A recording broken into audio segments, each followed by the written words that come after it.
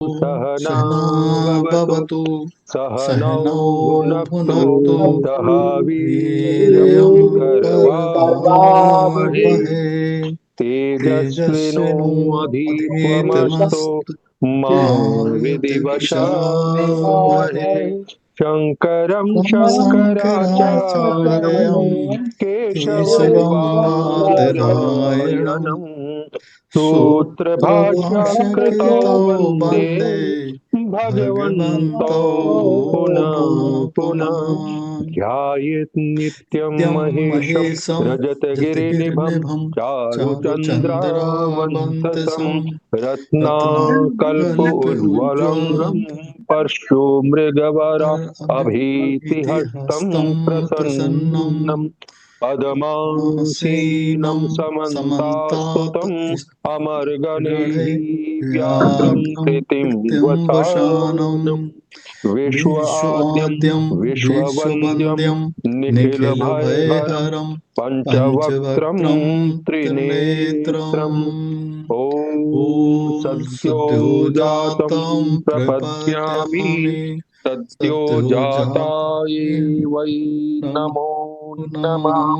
भवे भवे भवे भवे नाति नाति भवे भवे भवस्व भवस्व मां मां भवोद्भवाय भवोद्भवाय नमः। नमः।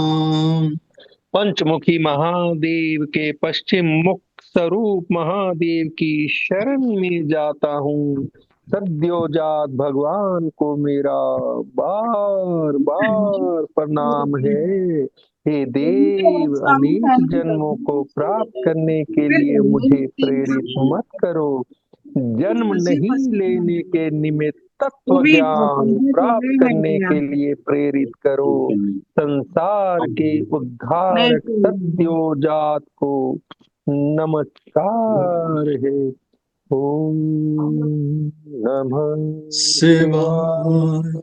ॐ ओम नमः शिवाय। शिवाय। ॐ ओम नमः नमः शिवाय। शिवाय। आप सबका बोलिए, कोई बात नहीं। तो इसके बाद आप पहले जो सारी आपने मेडिसिन कर ली, मेडिसिन कर यूनिवर्स से प्रार्थना कर ली 5-7 बार। फिर उसके आप तत्वों का निरीक्षण करें, चाहे कंकड़ उठाने से करें, या तत्व या कलर देखने से करें, या वो शेप देखने से करें। और उसका आप देखोगे कि जो तत्व चल रहा है आपका, वही वो निकलेगा, कलर दिखेगा, और वही कंकड़ निकलेगा या गेंद निकलेगी। ठीक है, ये हमारे शरीर में से हम स्वर विज्ञान को जान सकते हैं। ठीक है, ये हो गया। अब तत्वों के द्वार, तत्वों के रास्ते कहाँ कहाँ हैं। हमारे शरीर में भी तत्वों के रास्ते होते हैं, तत्वों के द्वार कह लो। जैसे पृथ्वी तत्व है, तो जहां से हम मल विसर्जन करते हैं, वो पृथ्वी तत्व का द्वार है। इसीलिए मैं कहता हूँ कि कर लीजिए, मीन्स मूलबंद लगा लीजिए, आपका लीकेज नहीं होगी सांस की। ठीक है ना। और जल तत्व का होता है कि उसका जहाँ यूरिन करते हैं हम लोग, पेशाब करते हैं, उसकी वो जगह पर, वहां पर स्वादिष्ठान चक्र पे, तो उसको इसीलिए में जब मूल बंद लगाते हैं, दोनों खिंच जाते हैं। देखो ना, इसी लीकेज वहीं से होती है। ये जब वो बंद हो जाएंगे तो दोनों चक्र रुक जाएंगे। तो ये उनके तत्वों के द्वार होते हैं। और अग्नि तत्व का द्वार होता है नेत्र। आपके कहते नहीं आंख में बहुत तेज है, तो आंख के तेज जो होता है ना, वो अग्नि तत्व का होता है द्वार। और वायु होती है नासिका, जो नाक होती है यहाँ से निकलती है, यहाँ से पता होता है। और आकाश तत्व जो होते हैं, वो कान होता है। आकाश तत्व हमेशा सुनते हैं ना, वाइब्रेशन यहाँ पर। अब ये तत्व जो है ना, हमारे रहते कहाँ कहाँ है शरीर में। जो पृथ्वी तत्व है वो जांघों में रहता है। अगर पृथ्वी तत्व कमजोर है तो उस आदमी की जांघें कमजोर हो जाएंगी। और जब पृथ्वी तत्व मजबूत है तो जांघ भी मजबूत रहेगी। जल तत्व पैरों में रहता है, जांघों के नीचे, पिडरी में, या तलवों उधर की तरफ। और अग्नि तत्व रहता है हमारे कंधों में। और वायु तत्व रहता है नाभि में। और आकाश तत्व रहता है सिर में। लेकिन वायु तत्व नहीं, अग्नि तत्व नाभि में होना चाहिए, गलत लिखा है किताब में। अग्नि तत्व हमेशा, ये गलत लिखा है, जैसे उसमें सही कर रहा हूँ। अग्नि तत्व हमेशा नाभि में होता है। कुछ लोग गलत लिख भी देते हैं। अग्नि तत्व हमेशा नाभि में होता है, और वायु तत्व हमेशा कंधों में होता है। भुजा उठाते नहीं हम हमसे, इसलिए वो गलत लिखा है उसमें, इसको सही कर लो। अग्नि तत्व हमेशा नाभि में होता है, और वायु तत्व कंधों में होता है, भुजाओं में, और आकाश तत्व हमेशा सिर में होता है। इन तत्वों का जानने का एक और तरीका भी है, ठीक है ना। अभी तो मैंने आपको ये तत्व बताए, अभी क्या होता है, दूसरों के तत्वों को भी समझना पड़ेगा आपको। भाई किसी आदमी से आप बात कर रहे हैं, या किसी से बेनिफिट लेना चाहते हैं, या किसी से आप कुछ भी दोस्ती करना चाहते हैं, या उससे अपना काम निकलवाना है, तो आपको उसके तत्व अगर पता होंगे तो वो ज्यादा हेल्प कर देंगे। भाई पता गुस्से में है, तो गुस्से में है तो जाहिर सी बात है उससे आप बात मत ही करो, अग्नि तत्व चल रहा होगा। तो आप अपने सामने वाले व्यक्ति का स्वर और तत्व भी उसके शारीरिक भाषा और व्यवहार को देखकर जान सकते हो, है ना। जैसे उसका उदाहरण देखो, अगर कोई शांत और संतुलित दिख रहा है, कोई बहुत शांत मन से बैठा है, बिल्कुल कोई मतलब उसका चेहरा देखने से लग रहा है बहुत खुश है, बहुत शांत है, तो ये समझ लो ये पृथ्वी तत्व का संकेत है। मतलब उसके उसका पृथ्वी तत्व चल रहा है सामने वाले का। यदि वो उदार और भावुक है, बिल्कुल देने के मूड में, यार कोई बात आपसे कर रहा है, यार वहां चलो यार छबील लगा देते हैं, वहां चलो कुछ खिला के आते हैं, या अंधों के उसमें स्कूल में जाते हैं दान करके आएंगे, चलो गाय को खिलाना, अगर वो ऐसी बात कर रहा है तो समझ लो इसका जल तत्व चल रहा है। तो दूसरे का भी तत्व चलने जानने के लिए आपको ये पता होना चाहिए, इसलिए मैं इसको ज्यादा मतलब डिस्क्राइब कर रहा हूँ, ज्यादा बता रहा हूँ। अगर बंदा बेचैन है और चिंतित है, तो समझ लो उसका वायु तत्व चल रहा है। अगर वो बंदा क्रोधित है, गुस्से में है, दिख रहा है, तो समझ लो उसका अग्नि तत्व चल रहा है। तो दूसरे के व्यवहार से भी हम पता लगा सकते हैं। अगर उनका व्यवहार आध्यात्मिक या चिंतनशील है, तो इसका मतलब वो आकाश तक चल रहा है। अगर वो कह रहा है चलो भाई कुंभ नहा के आते हैं, ठीक है, या कहीं कथा करनी है, कथा सुन के आते हैं, या कहीं कीर्तन करना है या पूजा करनी है, तो समझ लो उसका आकाश तक चल रहा है। और अगर पूजा करते समय वो बंदा बैठ गया, तो फिर उससे सुनना चलने लग जाएगी। तो यह प्रक्रिया आपके अंदर की स्थिति को समझने, या आपके आसपास के लोगों की ऊर्जा को समझने का एक शक्तिशाली साधन हो सकती है, अगर आप इसमें मास्टरी कर लेते हो तो। ठीक है ना। तो मैंने बहुत सारे तरीके बताए, कई बार बताए, तरीके उतने ही हैं, लेकिन वो कई बार बताए ना, और कई कई ढंग से एग्जाम्पल देके, उदाहरण देके, तो शायद जल्दी समझ में आ जाएंगे। ठीक है ना। तो फिर भी मैं अभी और ही बताऊंगा, ऐसा नहीं है। अच्छा, और जैसे स्वर को बदलने का सरल और तेज तरीका पता क्या होता है? अपने पैर पे या टांग या हाथ पर दबाव डालें, ठीक है ना। जब भी स्वर बदल जाएगा, अगर बायां स्वर जो है ना सक्रिय है, और आप अपना दायां पैर बाएं पैर के ऊपर रख लो, दायां पैर उठा के अगर बाएं पैर पे रख लो, ये इसलिए बता रहा हूं कि आपको रखने के लिए बता रहा हूं, अगर दूसरे ने भी ऐसा कर रखा है कि अपने बाएं पैर पर दायां पैर रख रखा है, तो समझ जाओ कि उसका कौन सा स्वर चल रहा है। बता सकता है कोई? सूर्य स्वर। सूर्येश्वर। हाँ, कि जिस पैर में दबाव होता ना भाई, ऐसे मानो कि एक नली आ रही है पानी की, और दो आगे जाके दो में बट रही है, हमारी तुम्हारी सांस ऊपर से देख से आ रही, आगे दो में बटी ना, तो एक अगर बंद कर दो, ये बंद कर दो, तो पानी किस में ज्यादा जाएगा? इसमें ज्यादा जाएगा। तो अगर हमने लेफ्ट पे प्रेशर डाल दिया, तो समझ लो पाइप कम हो गया, दब गया। जब दब जाएगा तो पानी किस में जाएगा? राइट में। तो ऐसा ही तरीका सांस का है, जैसे ही आप लेफ्ट पैर पे दबाव डालोगे, तो राइट चलने लग जाएगा। ठीक है ना। तो इस तरह से भी आप कर सकते हो। अगर आपसे कोई आपने किसी से कोई चीज मांगनी है, देखो मैं बहुत तरीके से मैं बारीकी से समझा रहा हूँ कि आपको जीवन में इस यूज कर। अगर बंदा लेफ्ट पैर पे राइट पैर करके बैठा है, अगर तुम उससे मीटिंग कर रहे हो, तो समझ लो वो किस मूड में है? वो देने के मूड में है, और तुम उससे जो मांगोगे वो मिल जाएगा। अगर तुम किसी से मांगने गए हो, या कोई हेल्प या उससे काम करवाना है, अगर वो लेफ्ट पैर को ऊपर करे राइट के, तो उसका कौन सा स्वर चल रहा है? तो फिर चल रहा है उसका लेफ्ट स्वर। अगर वो लेफ्ट स्वर चल रहा है, तो बदले में बहुत ज्यादा लेगा, देगा जरूर, लेकिन अच्छा वो अच्छा, बदले में लेगा बहुत, पूजा बहुत लेगा, काम वो करवाएगा, या और ज्यादा रिश्वत भी है तो ज्यादा रिश्वत लेगा। अगर राइट पैर है तो कम में लेगा, और कह देगा नहीं नहीं चिंता ना करो, तुम्हारे अपने आदमी हो, कम में ही हो जाएगा और सही काम होगा। तो ये सब चीजें आपने नोट करके रखनी है। इसको एक बार फिर रिपीट करें सर पूरा। हाँ, इसको फिर देखिए, ऐसा समझिए जैसे कि आप किसी से मिलने गए, या सामने बैठे किसी के, ठीक है। जी। और अगर वो आदमी, मैं अपने को पहले पिन करूं, शायद देख नहीं पा रहे हो, है ना? अब दिख रहे हैं ना? अच्छा, पैर तो दिखते ही नहीं है। अगर वो आदमी लेफ्ट पैर पे अपना राइट पैर यूं करके बैठा हो, वो तुमने देखा हो कुछ लोग ऐसे होते हैं जब उसमें बैठते नहीं है डिबेट में, तो पैर के ऊपर पैर रख लेते हैं यूं करके, ठीक है ना? जी। जी। तो जी। अगर अगर आप, उस आदमी ने या आपने अपने राइट पर चलाना है, या वो देनी है, किसी को ट्रेनिंग देनी है, कुछ सिखाना है, तो आपका राइट पर चलना चाहिए, तभी दोगे ना। करेक्ट तो करेक्ट करेक्ट करेक्ट। लेफ्ट पैर पे राइट पैर रख लो अपना, ठीक है ना? एक तरीके, जैसे ही लेफ्ट पैर आपका थोड़ा बहुत दबेगा ना, तो राइट साइड चल जाएगा। भाई जी। लेफ्ट ये हो गया, राइट ये होगा। अब उल्टा दिख रहा होगा, तो लेफ्ट को अगर दबा दोगे तो पानी इधर से निकलेगा, ऐसी हवा का काम है। अगर लेफ्ट साइड बिल्कुल बंद कर दो, तो अपने आप राइट चलने लग जाएगा ना। तो करेक्ट। यहाँ ना बंद करके हमने पैर में बंद कर दिया। इसके कई शरीर में पॉइंट होते हैं, वो भी समझाऊंगा। तो लेफ्ट को हमने पैर से दबा लिया और राइट चलते रहा। और राइट स्वर का ये काम है कि राइट स्वर हमेशा देता है, जी। ठीक है ना? ये मैं इस भूमिका इसलिए बना रहा हूँ, इसलिए समझा रहा हूँ कि अभी मैं गुप्त स्वर पढ़ाऊंगा, फिर गुप्त स्वर में देवताओं को भी पढ़ाऊंगा, मूर्तियों को पढ़ाऊंगा, तो वो सब आपको आने जाने चाहिए कि राइट स्वर जिसका जी। चल रहा है वो हमेशा देने वाला होता है, और लेफ्ट स्वर होता है वो लेने वाला होता है। देने के लिए। बस ये इतना अंतर आपने देखना है। तो जी हाँ इसलिए जी हाँ, कोशिश ये ठीक। करना कि आप अगर अपना काम निकलवाने जा रहे हो, और उसका लेफ्ट मतलब कई तरीके से जान सकते हो। लेफ्ट स्वर पे अगर उसने लेफ्ट पैर से लेफ्ट पैर के ऊपर राइट पैर रखा हुआ है, या समझो तो उसका ठीक है। राइट स्वर चल रहा है, तो वो आपका काम आसानी से कर देगा। ऐसे ठीक है। ये मेरा मतलब था समझाने का आप लोगों का, जी। ठीक है।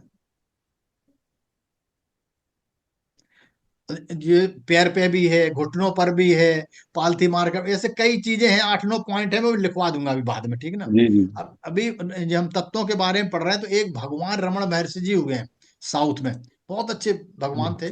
उन्हें, अब वो एक ऐसे संत हुए हैं जिनके बारे में अब तक कोई वो नहीं है, मतलब कभी किसी ने कोई बुराई नहीं की उनकी, कभी किसी ने अपवाद। कोई जी। हाँ, आलोचना नहीं की।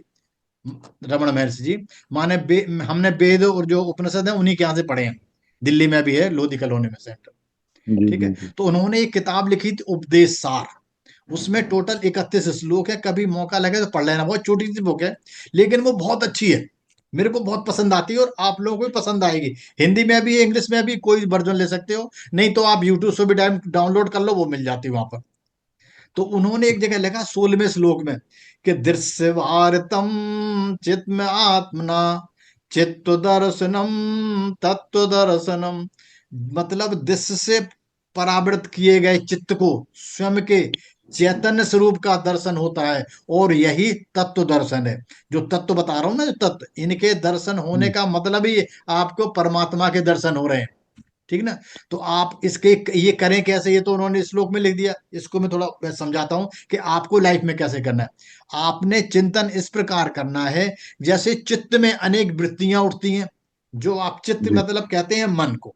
मन में अनेक वृत्तियां में विचार, अगर मन में कई तरह के विचार उठते हैं, जैसे जैसे यह किताब है, यह पेन है, यह घड़ी है, इस तरह की चीजें, तो आपको हम इस प्रकार से कह सकते हैं कि मैं किताब को, ऐसे भी कह सकते हो कि मैं किताब को देख रहा हूं, ठीक है, मैं पेन को देख रहा हूं, मैं घड़ी को देख रहा हूं, मैं मकान को देख रहा हूं, मतलब मैं एक रहा। इस प्रकार के विचार, विषय तो बदलते हैं, मतलब विषय का मतलब है, देखो किताब बदल गई, पेन बदल गया, कपड़े बदल गए, घड़ी बदल गई, मकान कुछ बदल गया, लेकिन मैं नहीं बदला। तो इन, जी। परंतु उनको जानने वाला मैं नहीं बदलता है। सामान्यतः हमारे मन में किसी वस्तु का विचार उठते ही हम उस वस्तु के विषय में विचार करना आरंभ कर देते हैं। हमारा जी। ध्यान स्वयं पर कभी नहीं जाता, हम हमेशा दूसरों पर, जैसा जो चीज हम सोचते हैं ना, उसी पर चला जाता है। इसीलिए इन तत्वों की बहुत महिमा बताई गई है कि अगर तत्वों को आप ढंग से जान लेते हो ना, तो समझ लो चित्त दर्शनम तत्व दर्शनम। अगर आपने अपने चित्त का मतलब जो आपकी कॉन्सियसनेस है उसका कर लिया, तो आप उसको जान जाओगे। इसका और भी तरीके से बताता हूं, आज मैं मुझे वेदों से इसका वो निकाल रहा हूं ना। एक महावाक्य है, वैसे तो महावाक्य तो बहुत है वेदों में, लेकिन 4 वेद हैं और 4 महावाक्य बताए गए हैं। तो एक महावाक्य का अर्थ का बड़े वाक्य नहीं, ये नहीं कि बहुत बड़ा वाक्य हो उसे महावाक्य नहीं। देखने में तो ये वाक्य छोटे होते हैं, लेकिन ये वाक्य एक महान सत्य का हम्म, प्रतिपादन करते हैं, इसलिए इन्हें महावाक्य कहे गए हैं। वेदांत का सबसे महान सत्य यही है कि आत्मा और परमात्मा एक अखंड तत्व है। मतलब आप में और परमात्मा में कोई डिफरेंस नहीं है। और लेकिन वो चीज मिलाती कौन सी है? जो तत्व है, जो कॉन्सियसनेस है, वही मिलाती है। तो जो मेरे यह वाक्य जो है ना, जो इन्होंने कहा जीव और ब्रह्म की, जीव मतलब हम और आप, और ब्रह्म की एकता का प्रतिपादन करने वाले वेदांत वाक्य महावाक्य कहलाते हैं। चारों वाक्य जो है ना, हमेशा जीव और परमात्मा को एकता कैसे है वो समझाते हैं। तो अब मैं जब वेद तो पढ़ाऊंगा तब बात की बात है, जब ये महावाक्य अभी मैं उसका तत्वों से निकाल देता हूं। मतलब ऐसे महावाक्य उपनिषदों में अनेक हैं, किंतु चार वेदों से लिए गए, चार उपनिषदों में आने वाले ये एक एक महावाक्य को लेकर चार महावाक्य प्रमुख माने गए। उपनिषदों में चार महावाक्य है ना, तो ऋग्वेद के अंतर्गत, एक ऋग्वेद सबसे बड़ा पहला वेद हो गया, तो ऋग्वेद के अंदर आने वाले ऐतरेय उपनिषद आता है। ऐतरेय उपनिषद के 311 3 अध्याय का एक खंड का पहला श्लोक है, प्रज्ञानम ब्रह्म। इस महावाक्य को लक्षण वाक्य भी कहते हैं। इसका संबंध ब्रह्म की चेतना से, कॉन्शियसनेस से है, क्योंकि इसमें ब्रह्म को चैतन्य रूप में दिखाया गया है। इसीलिए मैं आप लोगों को समझा रहा हूं कि हम उसकी बात कर रहे हैं ना, कॉन्शियसनेस की या तत्वों की, तो वो सारी कॉन्शियसनेस चेतना ही है। तो इस वाक्य में चेतना को, जीव की चेतना को परमात्मा की चेतनाओं से मिलाया गया है। या ऐसे कह सकते हो कि हर एक चीज में कौन वो है, कॉन्सियसनेस। तो सब में फिर क्या है? ब्रह्म है। तो कहते नहीं कण कण में ब्रह्म है, तो कण कण में इसी तरह के सब में कॉन्सियसनेस है, चेतना है, और वही चेतना परमात्मा में है। इसीलिए इसमें ब्रह्म को चेतन रूप में दिखाया गया है। ठीक है। तो स्वरों के बारे में इतना है, तत्वों के बारे में और ही बताऊंगा। लेकिन अब हम इसमें और आगे चलते हैं, थोड़ा सा और आगे ऐसा चलते हैं कि जो गुप्त स्वर होते हैं, गुप्त स्वरों का अनुभव करना एक व्यक्तिगत यात्रा है। जो गुप्त स्वर किसी के हैं, आपने जानने हैं, तो ये भी एक बहुत बड़ा इंपॉर्टेंट पहलू है, और आपको ये आने चाहिए। ठीक है ना? देख के पता लग जाना चाहिए कि इसका कौन सा स्वर चल रहा है। इनको बताया नहीं जाता है, लेकिन अपने आप समझा जाता है, इसलिए इन्हें गुप्त कहा गया है। गुप्त का मतलब है दूसरे के जानना। अपने तो जान ही लोगे आप, नाक से, हाथ से, लंबाई से, सांस किधर से निकल रही है, उसके बैठने से, उसके भाव स्वभाव से, उसके चलने से ही पता लग जाता है। जोर से मस्त होकर चल रहा है तो पृथ्वी तत्व है, और इधर मतलब तेज चल रहा है तो अग्नि तत्व है। इस तरह से ही पता लग जाता है। तो अब हमें दूसरे के पता करने हैं। तो दूसरे के पता करने के लिए फिर हम अगर हम पता कर लेंगे तो वो गुप्त हो गए।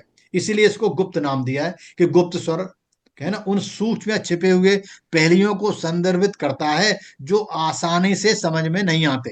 समझ गए? ये आसानी समझ में नहीं आते, लेकिन फिर भी मैं कोशिश करूंगा कि आप लोग को समझाऊं और शायद समझ में आ जाएंगे।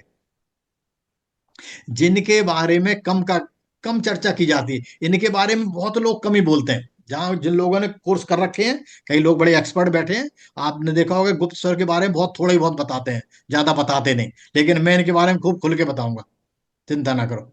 स्वर विज्ञान मुख्य रूप से नासिकाओं, स्वरों के माध्यम से श्वास के प्रवाह और उनके जीवन के विभिन्न पहलुओं, जैसे स्वास्थ्य है, मानसिक है स्थिति है, और आध्यात्मिक विकास पर प्रभाव का अध्ययन करता है। गुप्त स्वर का अर्थ उन गहन सूक्ष्म समझ से है जो न केवल शारीरिक मानसिक स्थिति बल्कि चेतना के सूक्ष्म क्षेत्रों पर भी प्रभाव डालता है। गुप्त स्वर क्या होते हैं? उसकी कॉन्शियसनेस पे, उसकी चेतना पर प्रभाव डालते हैं। इसका पहलू यह है कि गुप्त स्वर के प्रमुख पहलू ये होते हैं कि सुषुम्ना का सक्रिय होना, इसे बोलते हैं तीसरा स्वर। या सुषुम्ना को गुप्त स्वर माना गया है क्योंकि यह हमेशा सक्रिय नहीं होती। जैसे कि इड़ा बाई नाड़ी, पिंगड़ा दाई नाड़ी।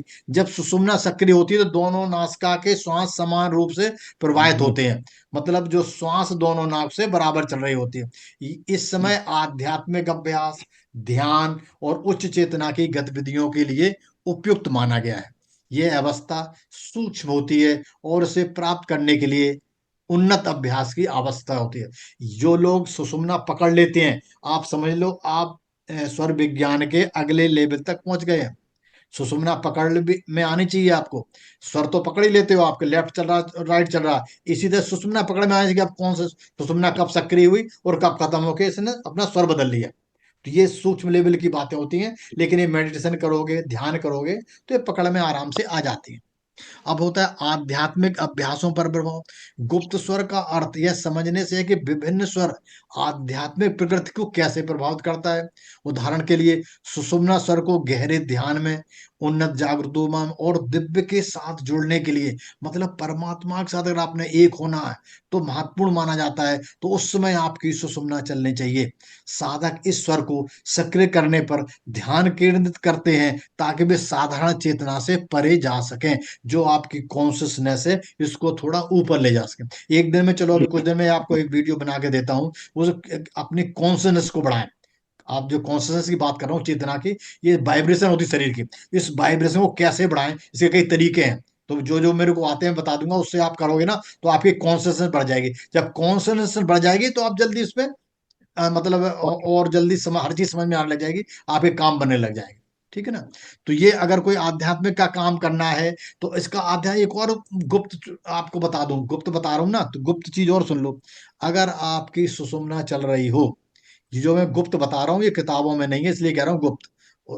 तो आप क्या करो कि जब सुषुम्ना चल रही है, चलती जरूर है, सगुन में बैठ जाओ, बिल्कुल अपना, बिल्कुल सगुन में ले लो और बिल्कुल कंठ वो कर दो, मूल बंद होना चाहिए। इसको मैं बिल्कुल पूरा सगुण मूल बंद, बिल्कुल। और जो विष मांगना हो आप उस टाइम बोलिए, बिल्कुल स्वच्छ मन से, लेकिन वो विष यूनिवर्स के लिए होने चाहिए, लोगों की भलाई के लिए होने चाहिए, तब वो आपके लिए काम करेगी। अपने भलाई के लिए देर में काम करती है, दूसरों की भलाई के लिए जल्दी काम करती है, और बुराई के लिए काम नहीं करेगी। अगर काम कर गई तो उसका कई गुने आपको बुरा कर देगा, इसलिए कभी किसी को बुराई नहीं करना। स्वर विज्ञान में सबको सिखा रहा हूँ, बहुत गुप्त चीजें सिखा रहा हूँ, इसका कभी आप गलत यूज मत करना, नहीं तो ये धोखा दे जाएगी और इतना नुकसान करेगी कि आपने कभी सोचा भी नहीं होगा। इसलिए इसको अच्छे काम के लिए यूज करो ना, दुनिया की भलाई करो ना। दुनिया की जब भलाई करोगे तो आपकी भलाई हो जाएगी। भाई आपको पैसे की जरूरत है तो आपको पैसा इसलिए चाहिए, अरे भाई मेरे को पैसा चाहिए, मेरे को गुरु को देना है, मेरे को एक कोर्स में खर्च करना है, कोर्स भी वो भी पैसे लगते हैं, कोर्स खरीदना है, या किसी दान करना है, या हमने पितरों की पूजा करनी, उसमें करनी, हमने यज्ञ करवाना है, अरे हमने अपने बच्चे को देना है, अपने पोते को देना है, अपनी लड़की को देना है, और अपने पड़ोसी को भी देना है, और रिश्तेदारों की मदद करनी। अरे ऊपर वाला कहेगा भाई इसके तो 10 जरूरत है, इसको जरूर दो, पहले दो, तो वो आपको जरूर देगा, क्योंकि आप अकेले नहीं मांग रहे, अपने लिए नहीं मांग रहे, 10 के लिए मांग रहे हैं, लेकिन आएगा आपके पास, फिर आप देखो। जितने बड़े बड़े लोग हैं ये बहुत सारे ट्रस्ट चलाते हैं, आपको पता नहीं है, बहुत ज्यादा ट्रस्ट चलाते, बहुत अच्छे अच्छे काम करते हैं, जब भी इतने बड़े होते हैं, और पैसे को वो सर्कुलेशन में रखते हैं। तो जो गुप्त स्वर है ना, स्वर के छिपे हुए प्रभाव, गुप्त स्वर उन छिपे हुए सूक्ष्म प्रभावों को भी संदर्भित करता है जो स्वरों का जीवन के विभिन्न पहलुओं, जैसे मन पर, तुम्हारी भावनाओं पर और आध्यात्मिक ऊर्जा पर प्रभाव पड़ता है।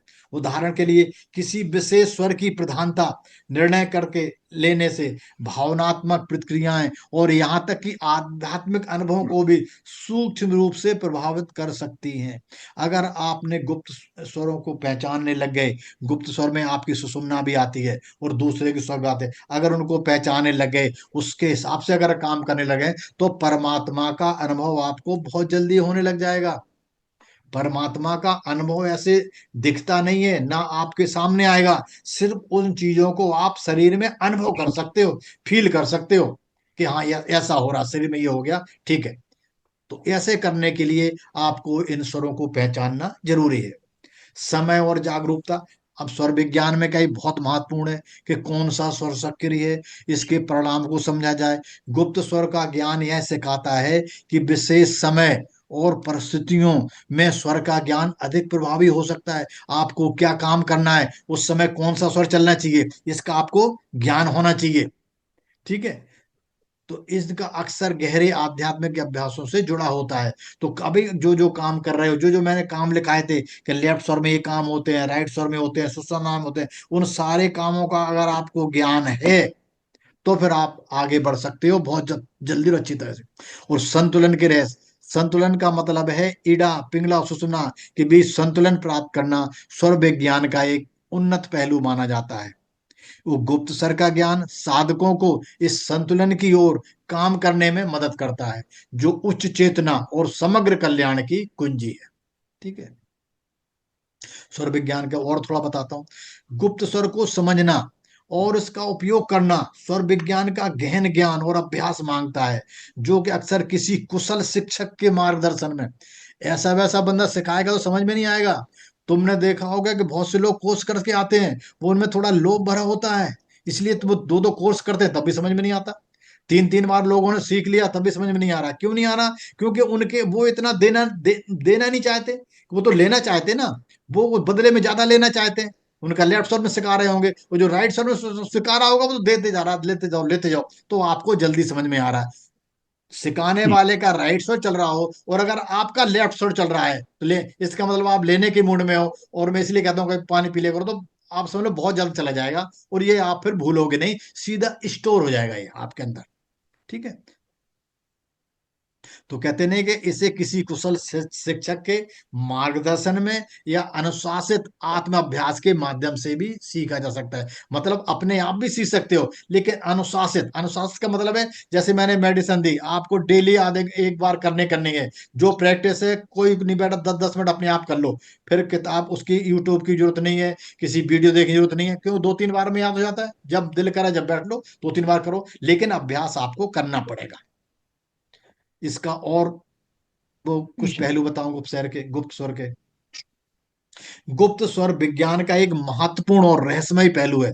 ये स्वर के सूक्ष्म गुण हैं जो सीधे इंद्रियों से जाने जाते हैं। जो आपकी इंद्रियां नहीं होती उनकी आंतरिक स्वरों की आंतरिक ऊर्जा, कंपन और आध्यात्मिक अर्थ संबंध रखते हैं। मतलब आपकी वाइब्रेशन से जाने जाते हैं कई बार। तो इनका अगर हमें अनुभव करना है तो कैसे कैसे करें? तो एक तो इनके जब आपके जो ऊर्जा होती ना, वो शरीर और मन को बिल्कुल प्रभावित करती है गुप्त स्वर के। और जब शरीर में कंपन होता है, वायु चक्रों की जो ऊर्जा होती है ना, जो हमारे चक्र होते हैं उनमें कंपन होता है, वो घूमते रहते हैं हमेशा, तो उसके प्रभाव को प्रभावित करती है। और आध्यात्मिक अर्थ इसका एक, गुप्त स्वर हमारे आध्यात्मिक विकास और चेतना के विस्तार से जुड़े होते हैं। इनका अनुभव अगर हमें करना है कैसे करें? इनका ध्यान केंद्रित करें, ध्यान में बैठना शुरू करें, तब गुप्त स्वर आपको समझ में आने लग जाएंगे। फिर इनका अभ्यास भी बहुत जरूरी है, जो मैंने बताया था। अगर कुछ नहीं आता है तो इतना तो आता है, जौन सा स्वर चल रहा है उसी स्वर से सांस लो, और थोड़ी देर होल्ड करो, फिर दूसरी से निकालो, फिर दूसरी सांस लो, ऐसे आप करो, 15-20 सांस लो, अभी पता लग जाएगा आपको अपने आप कि इसका क्या फर्क है। आध्यात्मिक गुरुओं का मार्गदर्शन, जो आध्यात्मिक गुरुओं का मार्गदर्शन लेने से हम गुप्त स्वरों के बारे में अधिक गहराई से समझ सकते हैं। तो अब हम ऐसा करेंगे कि अगले बार हम मूर्तियों पे बस करेंगे कोर्स, क्लास, ताकि आप जो लाइफ में जिनकी पूजा करते हो, जिन देवताओं की, जिन मूर्तियों की, या कुछ लोग जो डिस्कस करते हैं उनको हम कैसे जानें, तो देखें जी। कौन सी मूर्ति लेने वाली है, कौन सी देने वाली है। तो ये सब हम अगले बार समझाएंगे। अब तो टाइम भी हो रहा है, और फिर उसमें घुस जाएंगे तो बहुत लंबा टाइम निकल जाएगा। ठीक है ना? तो इनकी यात्रा, गुप्तसरों की यात्रा अगले बार कराएंगे। ठीक है ना? तो अभी मेहता साहब, जी, देर अब हम कीजिए। प्रेयर करते हैं। आइए। हम्म। न तत्र सूर्यो भाति भाति न चंद्र तत्र तारकम तारिकं नेमा नेमा विद्युतो विद्युतो भान्ति भाति कुतो यम अग्निः तमेव तमेव भान्तमनुभाति भाति सर्वं सर्वं तस्य तस्य भासा भासा सर्वमिदं सर्वमिदं विभाति। विभाति। ॐ पूर्णमदः पूर्णमिदं पूर्णमदः पूर्णात् पूर्णात् पूर्णमुदच्यते पूर्णमुदच्यते पूर्णस्य पूर्णस्य पूर्णमादाय पूर्णमेवावशिष्यते। पूर्णमेवावशिष्यते। ॐ ॐ शान्ति शान्ति शान्ति शान्ति शान्तिः। शान्तिः। ओम। मेहता साहब, आज मैं आपको इन सभी लोगों को वो बता रहा हूँ कि जो जी। नवरात्र